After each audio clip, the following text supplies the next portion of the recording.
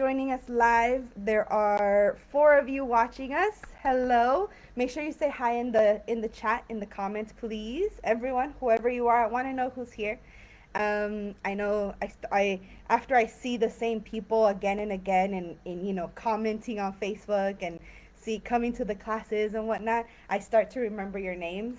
And then obviously if I interact with people and I have some sort of conversation with people, then I start to really remember who you are. So if you're watching us live, this is Marisol. She is our student who won the free class. She won the class on Monday at the free speaking practice. So Marisol and I are going to go over syntax, which is basically the structure and the word order in a sentence. But if you are watching us, yes, I have some people saying hello. I love it. If I say your names wrong, I'm so sorry. I'm just gonna say that right now. I apologize. Baiju Nair, maybe? Hello, hi, how are you? And then Hussein Barrow, I think I've seen your name around Facebook. I'm not sure, but hello as well. Where are you guys from? Say hello, all of you guys who are watching. Yeah, like I said, we're gonna go over word order and with Marisol. Yeah. So first of all, let me go ahead and introduce myself. Some people might not know me. I usually forget to introduce myself, so I just have to remember to do it. I am standing. That's why you'll see me do walk step around.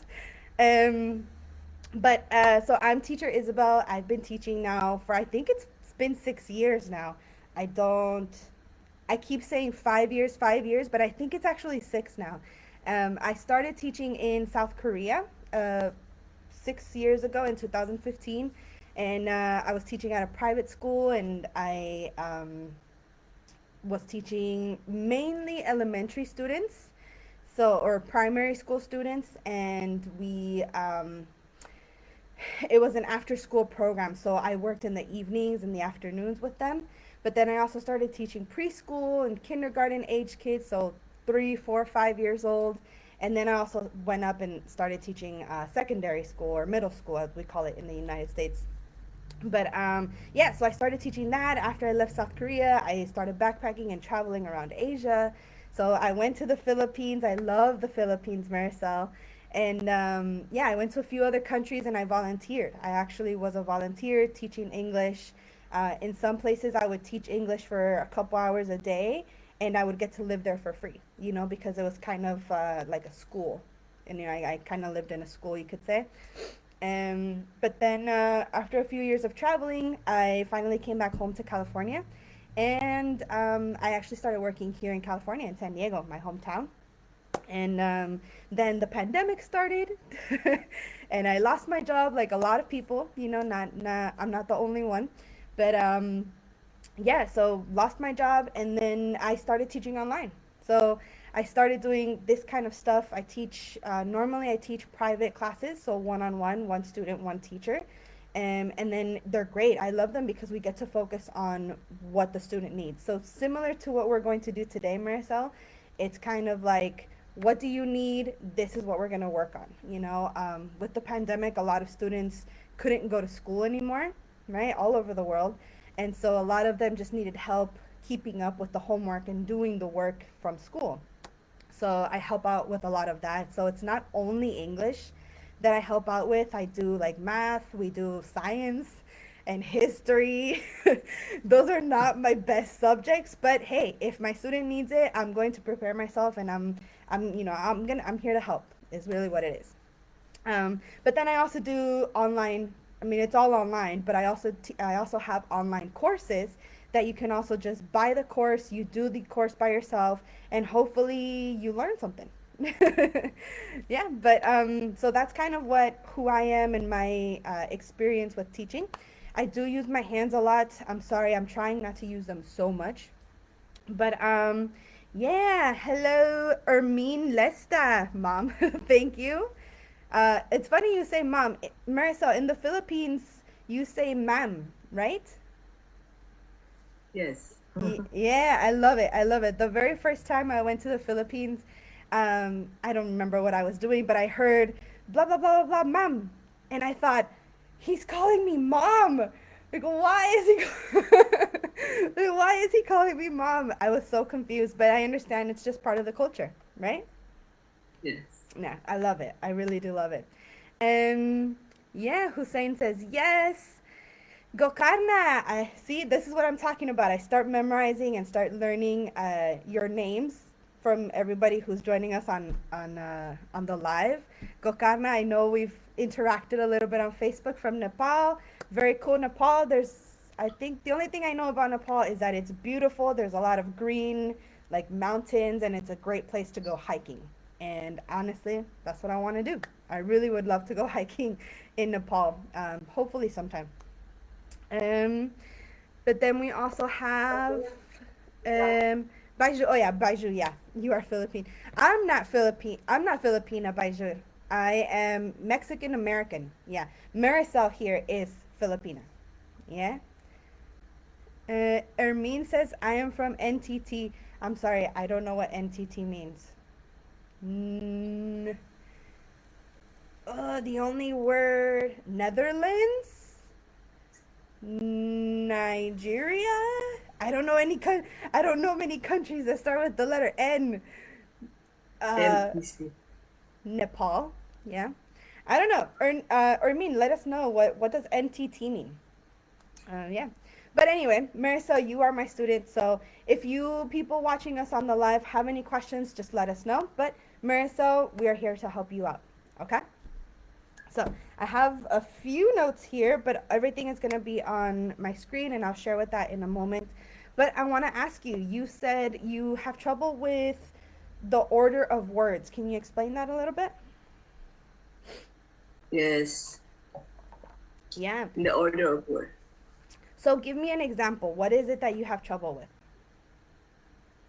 Sometimes, for example, if I said, I always love going to the place, or which is better, I love always going. I Yeah. I mix up the order of the word in a sentence. Mm-hmm. Yeah, no, and So some that's completely okay. So I'm not gonna go too much into grammar because, like I said in the description of the post of this video of this live, um, grammar is super difficult. Yeah, yeah. it's not something that we can talk about in one 45-minute class, right? With grammar specifically, there's adjectives, there's nouns, the parts of speech, but then, how do you put the nouns together and all of that? So I'm going to try and take a little bit more of a, mm, how do I describe it? I'm going to try and take a little bit more of a, like, back, like, childlike learning today. I don't know if that makes sense. Okay. I don't know. I'll explain it a little bit more. Really quickly, I see Víctor Arias. Es desde nivel básico, no entiendo nada. Si sigues aquí, Víctor, es medio básico, es medio intermedio. Sorry, Maricel. Let me just answer Victor in Spanish really quick. I do speak Spanish, you guys. I'm Mexican American. But Víctor, si quieres, estás bienvenido a quedarte. Vamos a explicar la gramática, la organización de las palabras en cuanto a una oración. Estás bienvenido a quedarte. Si tienes preguntas, hazlas. Te las voy a responder en inglés para que practiquemos. Okay, sorry about that. And then Yeah. Fatma. Oh, but you speak Tagalog. Could you understand a little bit of the Spanish? Yeah. Oh, I love it. Little bit. I love it. I love language so much, and I love that when I was in the Philippines, people would ask me, "How old are you, mom? How old are you?" Right? And I would say, "Oh, I don't know how to say it in Tagalog," and I would say, "Oh, 26." I would just say, I was 26 back then, and I would answer them in Spanish, and they would understand me. It was great. I loved it. Yeah. Oh yeah. Teacher, I don't know if it is our internet has a problem. Yeah, I can hear you. Can you hear me? Okay. Okay, now. Okay. Our internet is unstable. Okay. Okay. No problem. Yeah. If anything, we can just stop and wait. Okay. Okay. Perfect. But yeah, so I love that Spanish and Tagalog is very similar. I love it. Yeah. But yes, Fatma says grammar is difficult to deal with. The most difficult matter is to order five adjectives, for example, to modify nouns. Yeah, grammar in Yes. general, I know it's just difficult, you know? That can be literally what Fatma is saying with the adjectives, having to order adjectives, that Yes. alone can be one class, honestly. So having to order sentences in general is kind of general and it's kind of broad, but we're gonna try. The adjectives really quick. The adjectives really quick. I don't remember the order or what they're called. I'm a native English speaker, so similar to you, Maricel, and everyone watching, it's kind of like when you, with your native language, you just know, right? Like you just know how to use the language. So in English, when you're ordering adjectives, for example, you would say, "This is my lovely cup. This is my water cup. It's a Starbucks cup, but I drink water." You would, for example, say the tall, I'm trying to use more than one adjective here. The tall, clear uh, panda cup. Yeah, so that's kind of what Fatma is saying in the live. I mean, I only use three adjectives: tall, clear, and panda. But it gets a lot more trickier when you're trying to use four, five, six different adjectives to describe something. And so that alone can be a lesson. But Hussein says, "Can you give a lesson about grammar or writing?" Hussein, my friend, this here today is going to be a little bit of grammar and it's going to be a little bit of writing. Yeah? But let's just go ahead and get started. Let me move my people over here. That works too. Okay, we'll just do that. Alrighty, so we're talking about syntax. So what it word order, right? Because Marisol, you asked me to go over word order. Basically, what that means is syntax. The word for it is syntax. So when you go to like an English class and they tell you, "All right, today, guys, we're going to talk about syntax," you're like, "What?" I remember in high school, I think it was like the advanced English class, my teacher said, "All right, today we're going to talk about syntax," and I had no idea what that meant.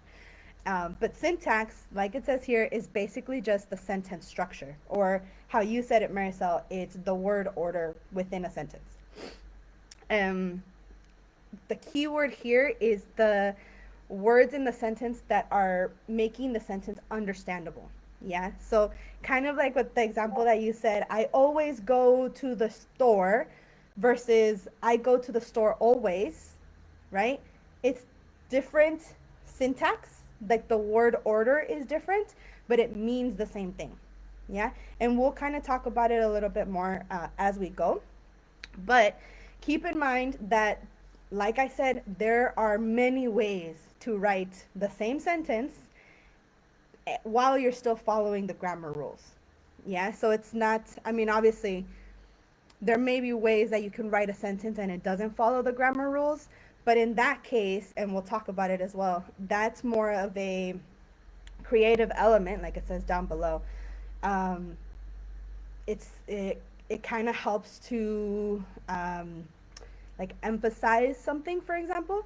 So in speaking, that's also important to note. This, like Hussein was asking, can I do a lesson about writing? This is a little bit about writing, but the thing honestly is that writing and speaking kind of, I don't separate them, honestly. I keep them kind of the same. You can kind of learn speaking and writing at the same time, but there's a little bit of difference, right? So, um, with writing, for example, like the example that Marisol gave earlier, I always go to the store. That's something that you could write. You could also write, "I go to the store always." That's also correct. In speaking, though, um, you could say, I go always to the store. Yeah, but you couldn't write that. If you write it, it's grammatically incorrect. And so these are just grammar rules. I'm not going to go over the grammar rules. You guys can Google that. That's you don't need me to explain those. Those are just the way it is. But what I'm trying to say here is that with speaking, you can break a little bit of those rules because we have intonation. So intonation is basically the tone of your voice. So instead of me speaking like this, very monotone with no inflection in my voice, yeah, I speak more, I'm excited, or oh, I'm sad, or oh, I'm just a little bit frustrated. I can't believe it. Your voice kind of dips down a low little bit. It kind of goes up high because I'm excited or I'm mad. So with the tone of your voice, the sound basically, um, you can tell a lot. And then obviously, if you're looking at a person and speaking, you can also make sense of what they're saying. Does that make sense a little bit? Yeah. Okay. Marisol, if you have any questions at any time, just, teacher, sorry, hold on 1 second, just interrupt me. It's okay. All right. So, when it comes to learning syntax, usually a beginner or more often a child. And think about when you were, a child and you were learning Tagalog, Marisol, right? It's when you were little, or your daughter, right behind you. If, she doesn't question you. Oh, but can I put always at the beginning, or does it always have to go at the end? It's like children don't ask that. Children are not like, oh, but why can I do it like this here, but I can't do it like this here? Children you just tell them, oh no, honey, you don't say it like that. You say it like this. And they say, okay, fine. And then they just keep on going. They remember that, and then they move on past it. They don't question it. So the example here is, I say a beginner, but really, I mean a child, because if you have a beginner that's an adult, they might question a little bit more. But a beginner or a child doesn't always need to learn how to express the same idea in active voice and passive voice. Yeah, I am picking up my cell phone versus the cell phone is being picked up by me. That's active voice versus passive voice. So a child doesn't need to learn, oh, okay, honey, can you give me the active voice of picking up your cell phone, or give me the passive voice. We don't say that to our children, right? They just know. They just listen to us and they just understand it. And the other example I give here is they don't need to know simple past versus past, present, continuous, the different tenses, right? We as adults, because we know that those exist, then we're like, wait, but do I have to use the simple past now, or should I use, this other tense? And so we kind of just think about it a lot, is really what I'm trying to say. So really what it is there's many ways to write the same sentence while still keeping following the grammar rules and making yourself understood. And that's going to be my key point in this whole thing. As long as you can make yourself understood, you're good, you're solid. So like it says down at the bottom, just make sure that your sentence, whether you're writing or you're speaking, makes sense, and your listener or your reader can understand the point that you're trying to make. So like in Marisol's example, if you say, you said earlier, what did you say earlier? I always go to the store. Yeah, I always go to the store. You're talking to me, you say that to me, I understand it. You always go to the store. That to me means you go to the store every day. It means you go to the store 2 times a day. It means you go to the store once a week. You're just always at the store. Yeah, I understand that. But if you say, I go to the store, I'm kind of like, wait, I go to the store. What? And so me being the listener, Marisol, you say that to me, I'm left like, wait, I go to, oh, you mean you always go to the store, or you go to the store always. Does that make sense a little bit? Yeah, so as long as the person who is reading your writing or listening to what you're saying can understand you, then you're good. And then also I just kind of make a quick note. Syntax is not only the words that you're saying. If you're writing it, it's also the punctuation marks. So the period, the comma, the exclamation point, the question mark, the colon, which is the 2 periods, one on top of the other. um, the punctuation marks, and then it's also creative elements, like I was talking about earlier. Um, uh, I think one of the most popular ones, maybe that I would say that we would talk about in like ESL English learning classes, is sarcasm. You know, like, oh yeah, I love going to the store.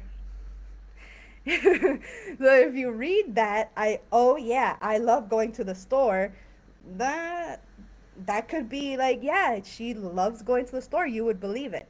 But with speaking, like I said earlier, you have the tone of voice, and then you also have the facial features, right? So then you can kind of understand a little bit more.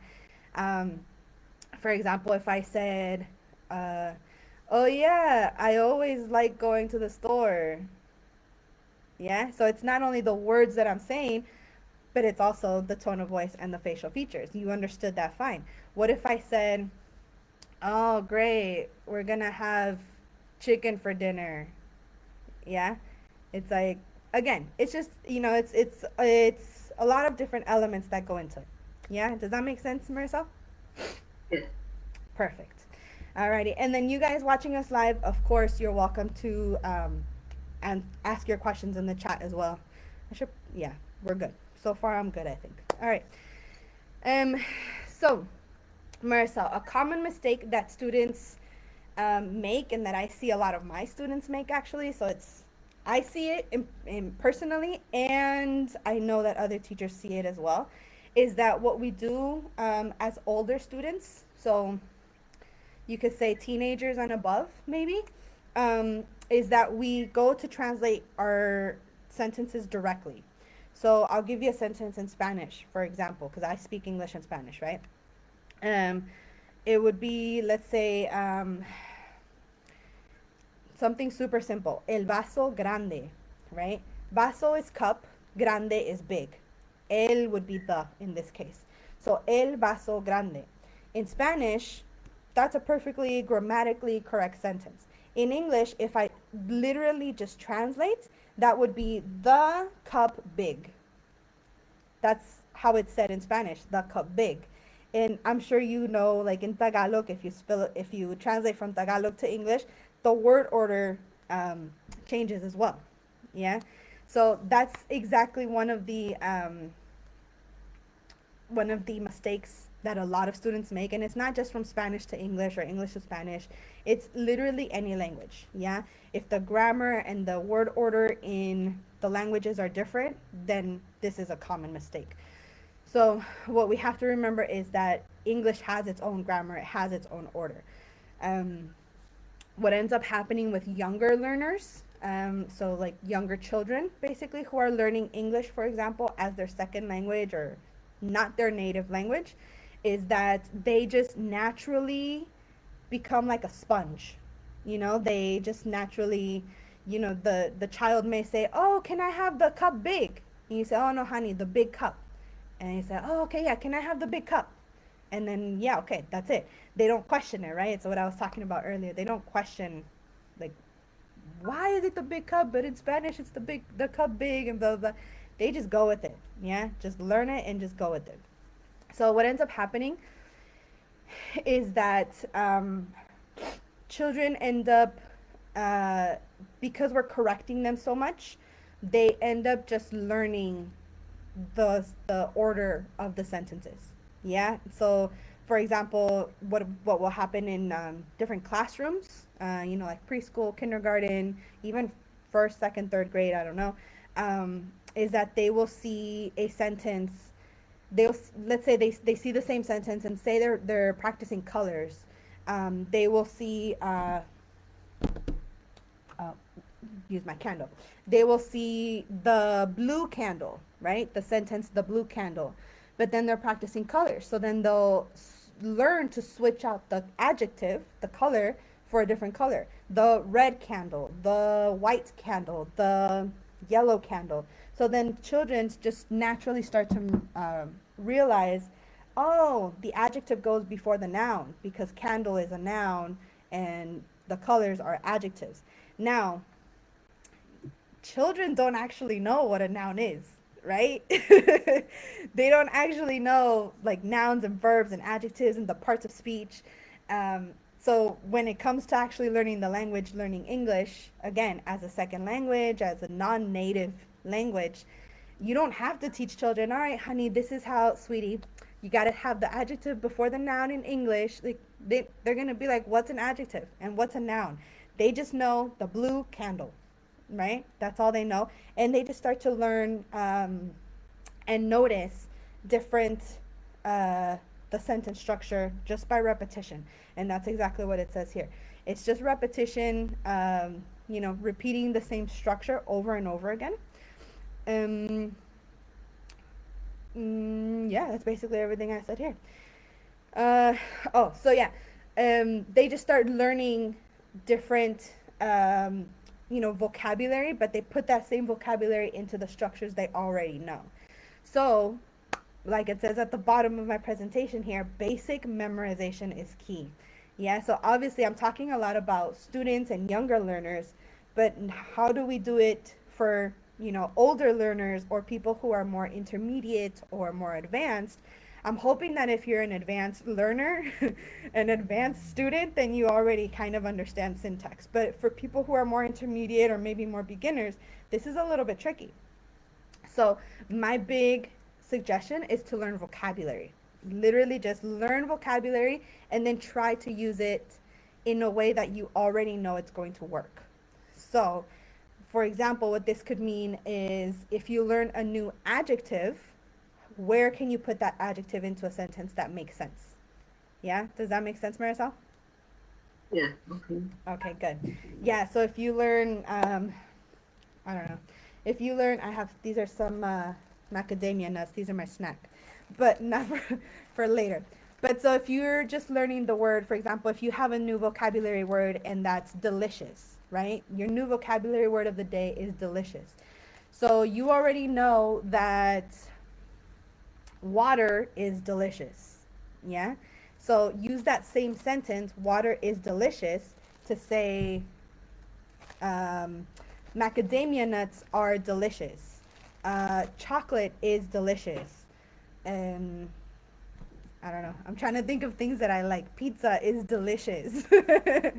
So then that's basically what I'm trying to say is get the new vocabulary word and use it in a context that you already know or that you're already familiar with.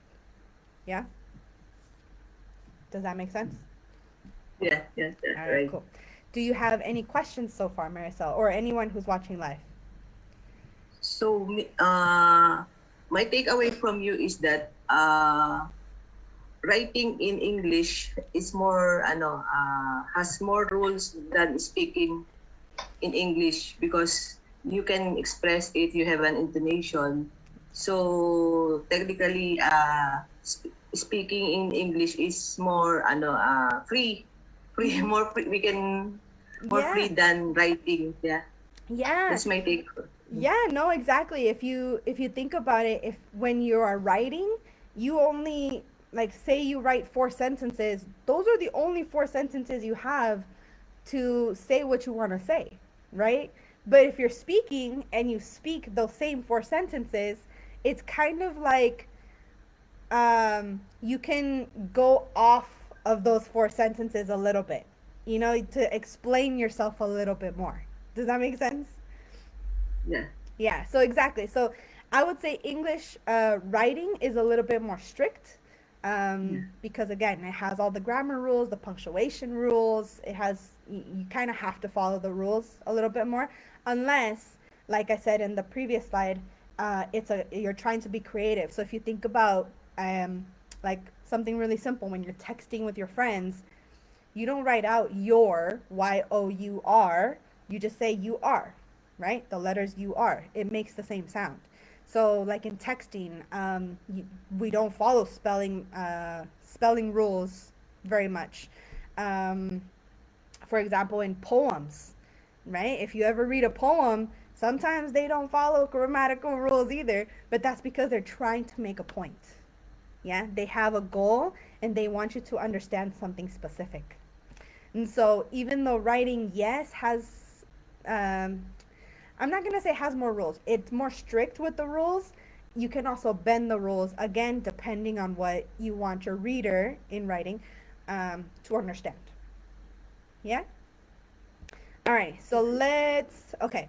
So this is a little read as readers and then read as writers. This is kind of it's a rule, but it's a practice. It's an activity that maybe hopefully you can take away from today and see if it helps. Yeah, we're gonna practice it today a little bit, and then you can go on and practice it as well, Marisol.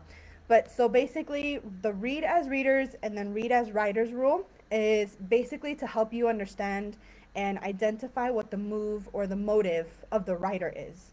So basically, you're thinking feeling first, syntax later. Yeah.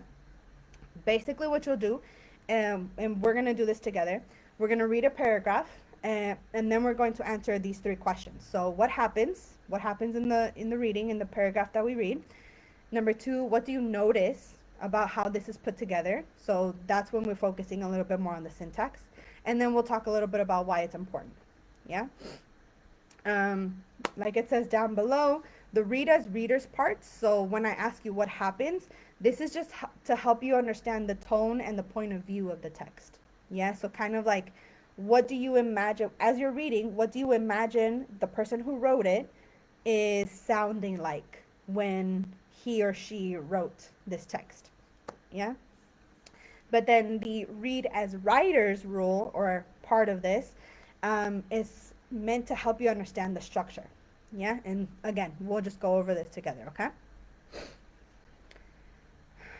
So this is a paragraph from Ernest Hemingway's Hills Like White Elephants. I'll go ahead and read the paragraph for you, and then we'll answer the questions, okay, Marisol? Yeah, Marisol, can you hear me? We're good? Okay. Okay, perfect. Alrighty, so it says, he picked up the two heavy bags and carried them around the station to the other tracks. He looked up the tracks but could not see the train. Coming back, he walked through the bar room where people waiting for the train were drinking. He drank an anise at the bar and looked at the people. They were all waiting reasonably for the train. He went out through the bead curtain. She was sitting at the table and smiled at him. Yeah? So first of all, before we get into the questions, Marisol, are there any words in this paragraph that you don't know, that you've never seen before, that you have questions about? The vocabulary is what I'm asking you. Okay. I will read it first. Yeah. He picked up at the heavy bags and carried them around the station to the other tracks. He looked up the tracks but could see the train. Coming back, he walked through the bar room where people waiting for the train were drinking. He drank ang anis at the bar and looked at the people. They were all waiting reasonably for the train. He went out through the bed curtain. She was sitting at the table and smiled at him. Yeah, very good reading. So are there any words that you don't know? The vocabulary.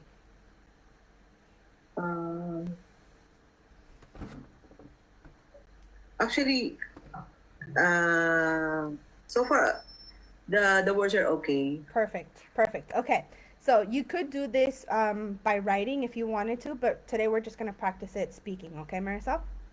Okay. So the first question I'm going to ask you is, what happens in the story? Just tell me what happens. What do you understand? Yeah. Actually, it's a kind of I just based on what the writer is telling us. Actually, I don't know what is the previous the previous story of why he pick up the two and carried. So it's only Yeah.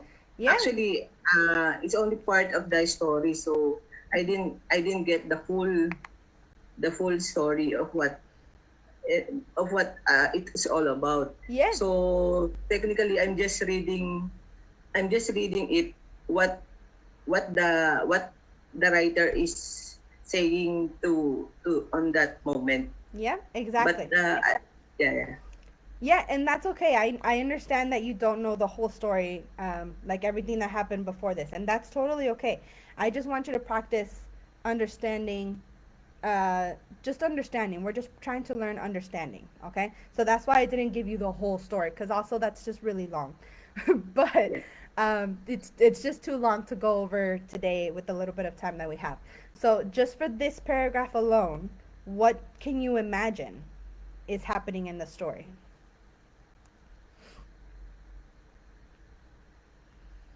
So, uh, what I'm seeing here is that after he has a heavy bag with him, but I think he keep on waiting on the so actually, Yeah, that's all I can yeah. uh see in the story. That's okay. You got that he's carrying bags, right? He's carrying heavy bags, right? So this is what I'm asking you. What are you imagining? So I imagine a man, because it says he. I imagine a man carrying two bags and they're really heavy. So it's not like he's, oh, da da da da da da da. He's more like, right? Because the bags are heavy. And then what is he doing? What is he doing with the two bags? So he's carrying the bag around the station, Yeah, around the exactly. station, and yeah, So and he now, look up the truck. Yeah. yeah, exactly. So now, why do you think he's walking around the station carrying these heavy bags? I think he's carrying the bag to ride in the truck. To ride the train, right? Yeah, Maybe he's waiting for yeah, the yeah. train. He's waiting to get Yes, on the yes, train, exactly. yes, But yes. then it says, coming back, he walked through the bar room where people were waiting for the train, where people waiting for the train were drinking. So he walks back to the bar, basically, is what it's saying. He drank an anise. An anise, I assume from this reading, is a drink. He drank an anise, so he's drinking some sort of drink. At the bar, and he's looking at the people. So, what do you think he's doing now? He's like, just in general, what is he really doing? Actually, he's actually drinking an anise at the bar. Yeah, why do you think he's drinking Yeah, the anise? because he's waiting for the truck. Yeah, because he's waiting. So Yeah, yeah, exactly. He's waiting, so he's like, oh, might as well have a drink while I wait. Exactly. Yeah. Exactly what it says in the next one. They were all waiting for the train, right? And he went out through the bead curtain. Do you know what a bead curtain is? curtain is the what do you mean? Yeah. So A do you cloth know? with a bead. Yeah, exactly. So a curtain it's usually in front of windows, right? It can be a curtain comes in many different styles and colors and all of that, but a curtain is usually just like a piece of cloth, sometimes a cloth, that is used to cover the window. Is really what it is. Yeah, a bead curtain is a curtain, of course. So just imagine something to cover the window, but it's instead of like cloth or like material like this, maybe, or plastic. It's beads. So the beads are usually made of plastic, but they're tiny little like pebbles or like small little balls, and it's a lot of little balls. So imagine, for example, like one string. There's a lot of small little balls on it, and then the curtain has a lot of strings with a lot of balls on it. Does that make sense? I think the last sentence is the one that confused me because there all of a sudden there is another person in the story. That one Yeah. confused. Right? Exactly. So, what do you think? What do you think? Who do you think she is? Because the whole thing is about he, some guy, and all of a sudden there's a she. So, who do you think she could be? She was sitting at the table and smiled at him. So I think it's also a passenger waiting for the truck. Yeah, maybe she's waiting for the train as well, right? Yes. She was sitting at the table and smiled at him. So it's funny that it says she and it doesn't say Maricel, right? It doesn't have the name of the woman. So I'm thinking maybe they already know each other. Yeah, so maybe they're Yes. already friends or maybe they met before. Who knows, right? So now, very good. So now we understand a little bit of the reading. We kind of know like what's going on. But now, the second question, what do you notice about how this is put together? So now put yourself in the mindset of the writer. So imagine you are writing this paragraph. Yeah? What do you notice about the writing? So I think it's very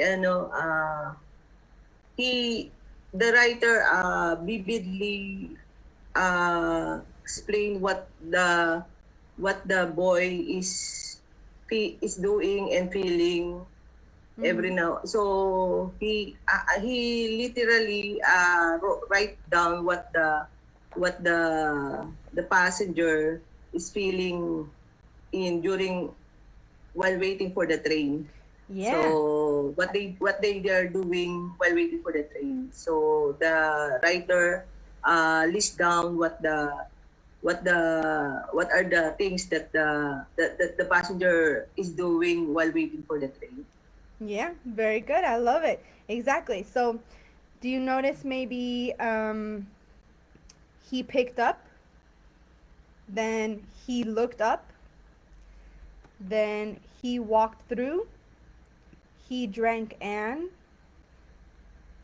he went out, or he went out through maybe. Yeah. She was sitting at. So this kind of works a little bit like a poem where it's the same structure. Yeah. So let's just look at this for example. He, what part of speech? Do you know what He he is? is Yeah, so subject. exactly. So he would be the subject, right? Or in this case, it would be the noun, or it could be the preposition. It could be any any of those names of the part of speech. But for now, it's the subject, right? The subject of the sentence. And then picked up. What is picked up? What part of speech? Verb. The verb, exactly. Verb. So you've got subject, verb. In the next sentence, it starts with he looked up. So what is the syntax of just this part? What comes first? Subject. Verb. Exactly. See, you're kind of getting it. He walked through parts of speech. Yeah. Subject. Verb. Yeah, exactly. Very good. He drank an, again, subject verb. She was sitting at, subject verb, right? So with this case, it kind of works. There you go. It's it's creative in the way that how you said the writer is describing. So describing, that tells me he's using adjectives, right? He's describing what the characters are doing, what they're drinking, right? Maybe it gives you a feeling of, oh, this guy is waiting for the train. Maybe he's bored. Maybe he's like walking around, doesn't know what to do, and then he decides to just go to the bar and have a drink and look at the people, right? Maybe he's bored. That's kind of the feeling that I'm getting, right? But then all of a sudden, he sees a she. He sees a woman. I don't know who this woman is, and she smiles at him. So hey, if a guy is bored and then he sees a woman that smiles at him, maybe he's excited now, right? We don't know because we don't have the rest of the story. But it's in terms of the syntax, he picked up subject verb. He looked up subject verb, subject verb. You know, it just kind of gives you the same pattern, is what it is. Yeah. Now, why do you think this is important? Um, because it is important the subject and what he is doing. So actually it is the subject and verb object is the rule in the word order which vividly describe what the subject is doing. Mm-hmm. So Yeah, no, that exactly. I mean, it could be It could be a rule, of course. Um, but yeah, I think it's important for this paragraph to keep it the same order, right? Like you said, so that um, so that the writer or Ernest Hemingway can actually portray and give you the feeling that he wants you to have. Does that make sense? Yeah. So all of this really just comes down to the feeling and to the mind, to understanding the word order. Ahmed Sayev says hi. Hello, Ahmed. And Mokden Migo, you go very fast. I'm sorry. If you have questions, type them into the chat. Of course, you guys are welcome. Those of you watching us live, you're welcome to ask questions as well. Yeah, very good. Exactly. So keeping the same word order in this paragraph was important so that, like I said, Hemingway can make you feel what he wants you to feel, is basically what it is. Let's do one more paragraph so that we can see. This one's a little bit more fun, um, so that we can see the difference. Yeah? So, Marissa, do you want to go ahead and read these two paragraphs? Yeah. Go for it. Okay. Oh, I'm a fast dog. I'm a fast dog. It's true, and I love being a fast. I admit it. I love it. You know, fast dogs, dogs that just run by, and you say, "Dumb, that's fast dog." Well, that's me, a fast dog. I'm a fast dog. Woo, woo, woo. You should watch me sometime. Just watch how fast I go when I'm going my fastest. When I really got to move for something, when I'm really on my way, man, do I get going sometimes, weaving like a missile between trees and around bushes, and then pop. Yeah, very good. I love it. I love how you read this. So, the very, very first thing I noticed, Marisol, is that you read this fast. You went ba da da da da da da da da da da. Yeah? But the other one, I'll just show you really quick. This paragraph, you read it slower. Did you notice that? The speed is what I'm saying. Did you notice, Marisol? Ah, okay. Yeah. So, can you tell me why you read this paragraph, these two paragraphs faster? It's because I was, ano, the feeling of the writer is being, I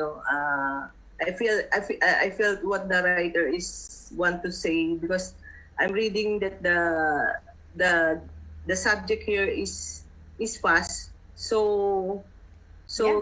to match the story, so I have to read it fast also. So Yeah, unintentionally, exactly. no, unintentionally. No, and that's okay. And that's I think that's exactly what the writer Dave Eggers wanted you to do when he wrote this, right? If you think about it, first let's just go through the questions, right? I love it. I love that you did that though. So the very first question, what happens in the story? What happens in these two paragraphs? What do you understand? Actually, he's describing fast dog. So the character is the dog, and the subject here is the dog. So he's describing that that that dog really want what he is. He Mm-hmm. want so he want the dogs. So he's proud that Yeah. he's a fast dog. Actually, Nice. Yeah, yeah, it sounds like he's proud, right? Watch me, I'm a fast dog, right? That's yeah. kind of the Actually, feeling. I love it. Second question, what do you notice about how this is written? So now we're trying to get into the mindset of a writer, of the person who wrote this. So what do you notice? dogs that just run by you. Uh, it's the first person. Mm-hmm. He, the first story is the writer is telling about a man, but here the character is the one who is talking to the story. Yeah. So Yeah, exactly. that yeah. No, that's great. I'm sorry to interrupt you, but yeah, that's a very good observation. The first story that we read about, or the first paragraph we read from Hemingway, um, the the writer is writing in third person, so he and she, right? But here it's first person. It's I'm a fast dog, right? What else do you notice about this writing? It's I love it, you know. Hmm? It's more of a subject plus an adjective. It Yeah. modifies how Mm-hmm. what he is, what the dog is. So it's more of I'm fast, fast. So parang it's modify or describe the dog. Yes, exactly. It's a whole lot of adjectives, right? What do you notice about the length of the sentences? Like how It's long or short. short? Ah, there you go. The sentences are, most of them are pretty short, right? I'm a fast dog. I'm fast, fast. It's true. I love being fast and I admit it. This is kind of a long sentence for this writing. You know fast dogs. That's a fast dog. Well, that's me, a fast dog. These are all really short sentences, right? So, with the syntax of this, um, kind of like what it did to you, Maricel, short sentences make you read faster for some reason. I don't know. It just kind of it's just easy to read. They're short and you can just get them done quicker and then you just read them faster. But kind of like what you said, Maricel, it gives you the feeling of wanting to read fast, right? It kind of gives you the, oh, this dog is proud. He's proud to be fast, right? Uh, Even in this, for example, here, uh, if you see this, this is all one sentence. It's a really long sentence, right? And personally, in my private classes with my one on one students, when my students write a sentence like this, I'm like, no, no. Give me some periods, cut it up, give me 2 or 3 sentences. How can you split this up, right? But here, like we talked about at the beginning of today, this is a creative element. This is a creative way for the writer to write. It's still fast even though it's a really long sentence, because if you notice, just fast how watch I go when I'm going my fastest. When I really got something to move for. When I'm really on my way. Man, do I get going sometimes. Weaving like a missile. Weaving like a missile between trees. You know what I mean? So even though it's still one long sentence in writing, when you're reading it, right? When you're speaking this, you're still, it kind of still sounds like you're cutting up the sentence. There's still pauses, is what I'm saying. So I'll read it as if, I'm reading it, for example. Just watch how fast I go when I'm going my fastest. When I've really got to move for something. When I'm really on my way. Man, do I get going sometimes. Weaving like a missile. Weaving like a missile between trees and around bushes and then pop. Yeah? So this makes me, even though it's a long sentence, and grammatically it's still correct. I mean, personally, weaving like a missile, weaving like a missile. Why in writing would you say that 2 times? You know what I mean? So this might feel a little bit like, wait, you just said you're weaving like a missile. Like you're like weaving is kind of like oh, I don't have one. It's kind of like when you weave a basket, for example. So weaving just kind of means that you're interlocking like this. Kind of weird. Yeah. So you're weaving like a missile. So the dog is weaving like a missile, maybe like, between the cars. So, this way around the car and then this way around the car and then this way and then that way, like that. But so in writing, it's kind of like, why would you write the same phrase 2 times, especially right next to each other? So this would be because you're trying to emphasize that, hey, I'm weaving like a missile because I am fast. Yeah. So it's kind of that whole thing. Um, but then in this is uh, an example of what I was saying earlier, Maricel, about how writing has stricter rules than speaking. Remember we said that earlier? Yes, yes. Yeah. So But in writing, this would be like, this is wrong. this is totally wrong. You don't need to say it 2 times. But the exception, because English always has exceptions, um, is that I'm trying to emphasize, I'm trying to make it a point. I want my reader to understand that I am fast, that I am a fast dog, so I'm going to say it twice. Yeah? But then again, in speaking, weaving like a missile between trees and around bushes and pop.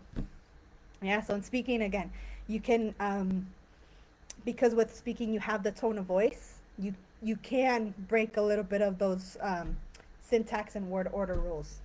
Yeah? Yeah? What do you think? Yeah. Any questions? Yeah. It's really the intention of the writer. Exactly. It Or the also speaker. matters. Yeah, or the Yeah. speaker, whoever is speaking. Yeah? Very cool. Alrighty. So, let's see if this picture loads. Yeah, perfect. Alrighty. Your turn, Marisol. Just give me a couple sentences. You don't have to give me a whole story on this. Can you give me a couple sentences describing this picture? The people are very happy. Okay.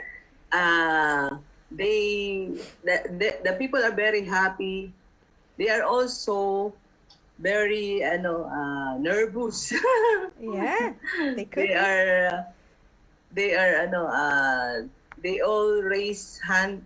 They are raising their hand Mhm. because of not only because they are happy, but also they feel what that exactly in English, they feel very nervous of the what happening next, because the the they riding in a Yeah, in a roller coaster. yeah, I Yeah. think they are in the park. Yeah, they're at an amusement park. Amusement park, yeah, Mm-hmm. where there are many rides there. So it's a kind of, I think it's the roller coaster. Mm-hmm. So it's really a kind of uh an exciting. Mm-hmm. They are very, yeah. Yeah, no, very good. Nicely done. You kind of started off a little bit like the last couple paragraphs that we read. You kind of started off giving me somewhat short sentences, I noticed. And that's okay. I'm not saying it's wrong. And that's okay because, I mean, you can see it on their faces. They look excited. They look happy. They look, maybe they were nervous before they got on the roller coaster, right? Yeah. So you did really well. I mean, even though today we didn't cover, oh, the subject always goes before the verb, but then you always have the adjective before the noun. Like, we didn't cover any of that in terms of grammar. Um, this is the big takeaway that I want you to take away, Marisol. Read as much as you can. Honestly, this is the biggest. Well, read and improve or increase your vocabulary. I think those are the two biggest suggestions I can give you. Yeah, to make sure that if you have trouble with word order, word order is very difficult to teach if you don't want to get in. I mean, unless you get into, like I said, uh, the verb and the noun and the adjective, but then the preposition has to go here. Honestly, that's if you want to learn it like that, I feel like that's I feel like that could be a very slow way of learning. If you really want to learn in terms of parts of speech, it's kind of slow. Instead, what I usually do with my private classes is I try to teach my students to learn how a child will learn. And that's why I talked about how children learn at the beginning of today, because children, like we talked about, they just they just soak it up. They just soak up the language. They don't question it. They just soak it in. And so now as adults, it's kind of hard to just soak up the language, right? Because we have our own language that we compare it to, right? And so the biggest suggestion I can give you today is just read. obviously in English. Don't go reading in Tagalog, Marisol. but Yeah, just yeah. but just read. Honestly, just read as much as you can in English. Um, I would say actively read.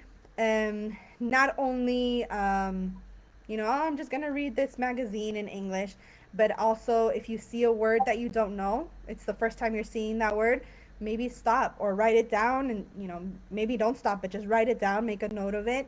Um, if you see something new, a new concept, a new sentence, try to actually understand what it is you're reading. Yeah, I think that by reading and finding new vocabulary words, just new words in general, I don't know why we call them vocabulary words, honestly, but I think just by finding new words in general, then we can, whatever. If you find a new word in some reading that you do and you don't know what it means, look it up. Look it up in the dictionary. Ah, this is what it means. Maybe if it's still not clear, maybe go to Google and just, example sentence with delicious, example sentence with stress, whatever the word is. Um, I think uh, once we start to increase our vocabulary and then apply it to our daily use, then that definitely helps. And that the syntax, honestly, Marisol, is something that I would suggest to just kind of take a step back and relax and don't stress too much about, oh, but the subject always has to go first and then the adject always goes before the the, the noun. Just kind of just relax with that and then just try and learn what's it called? A sentence structure. So what I would say is maybe go with, for example, the blue cup is big, right? The sentence structure there, the parts of speech there would be preposition, the, blue, adjective, cup, noun, is, preposition, big, adjective. Keep that same sentence structure and then create another sentence. Um, the red chair is small. So they're all still the same parts of speech, but the sentence is changing. So if you wanted to go about it that way, you could. Um, or if you wanted to go about it a little bit more passive, I would recommend just reading and just learning vocabulary. Yeah. Yeah. We are actually all done for today. That's all I have for you today, Maricel. Do you have any questions? Well, actually, it's really a great, it's a great program. It's a great event that my takeaway is that it's really what your intention is, how you convey your